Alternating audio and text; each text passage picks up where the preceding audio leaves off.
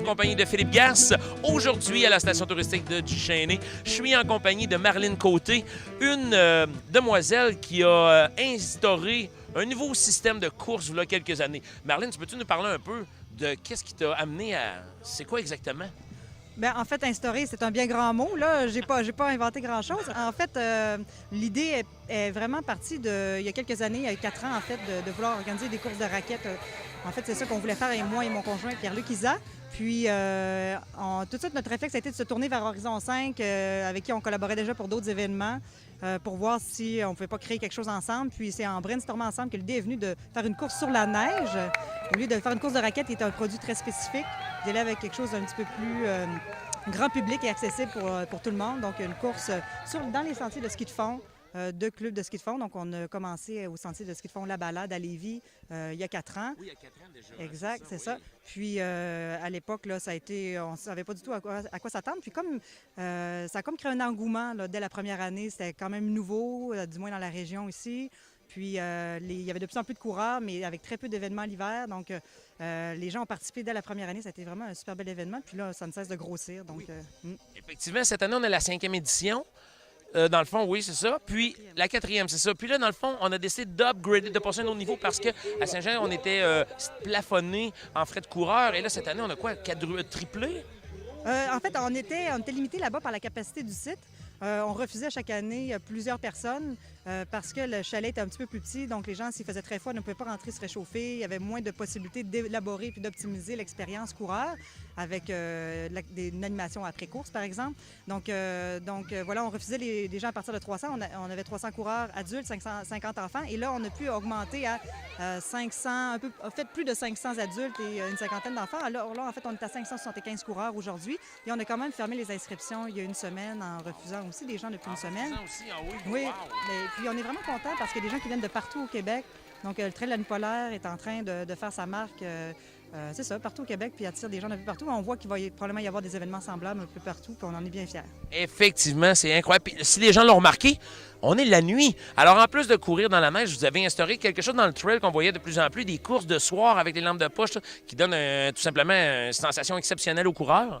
Oui, c'est vrai. Puis c'est le fun parce qu'on peut exploiter le concept de nuit à plein niveau avec de l'éclairage dans les arbres. Alors, par exemple, on a des tentes de North Face sur le parcours illuminées. Donc, quand les gens courent, ensuite, on peut y aller aussi avec le concept de froid, de chaleur. Donc, on offre des produits chaleureux à la fin de la course et une bonne soupe réconfortante, du chocolat chaud aromatisé.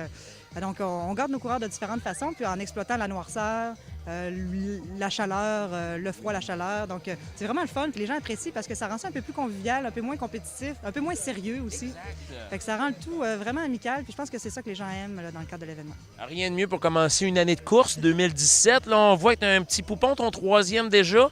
Tu n'arrêtes pas non plus de t'impliquer dans toutes sortes d'événements. Tout simplement incroyable, Marlène. Je pense que le mix avec la station touristique du Chêne est un incontournable, une place tout simplement magnifique.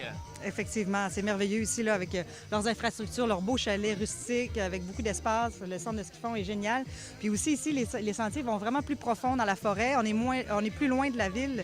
Donc, il fait beaucoup plus noir là, dans le circuit. J'ai hâte de voir la réaction des gens puis comment ils vont se sentir en revenant de leur course. Mais l'expérience va être un petit peu plus intense, je pense, cette année que les années passées. Fantastique. Je te remercie beaucoup. Je ne te garde pas plus longtemps. Je sais qu'on a 500 coureurs en piste qui s'en viennent nous rejoindre. Alors, on va avoir besoin, bien sûr, d'être prêts pour les recevoir comme il se doit. Marlène, encore une fois, un gros merci puis bon succès dans toutes tes entreprises. Merci, Philippe. C'est gentil. Bye-bye.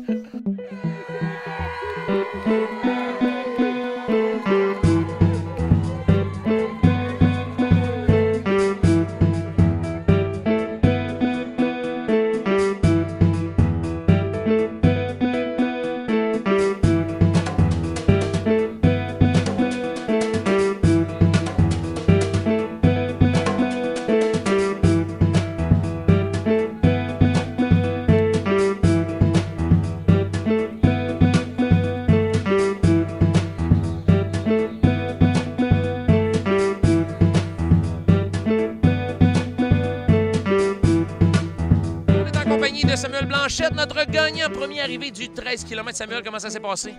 Ça a très bien été. J'ai pris mon pace après 1 km. J'ai vu que les gars ne suivaient pas le train, puis je me suis mis confortable sur le parcours. Mais un parcours qui, malgré le pace pris, imposer sa propre difficulté. Donc, je pense que c'est une course par élimination, puis ça le rend bien. Oui, c'est carrément ça. Hein. La neige, à force de passer au deuxième tour, tout ça, on voyait-tu la neige, dans le fond, devenait plus difficile? Exactement. Donc, il fallait maintenir une cadence rapide, pas trop pousser sur la foulée, gérer l'énergie, pousser quand il fallait dans les montées, pas être économe dans les descentes, puis ça a bien été, oui. Comment tu as trouvé le site?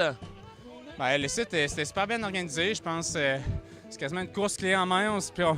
On se fait prendre par la main jusqu'au fil de départ. On fait 13 km autonomes, puis je pense qu'après ça, ben, on vit l'expérience jusqu'à la fin. Samuel, encore une fois, félicitations. On se revoit sur le podium tout à l'heure. Je te laisse aller te remettre en forme, aller te changer, te réchauffer. Puis encore une fois, félicitations, good job. Ouais, merci. Puis merci à Pot. Il me donne tout le temps un petit kick dans les débuts de course. Je pense que c'est là que ça a fait la différence. Fantastique. Merci beaucoup. Bonne soirée. Yes, merci.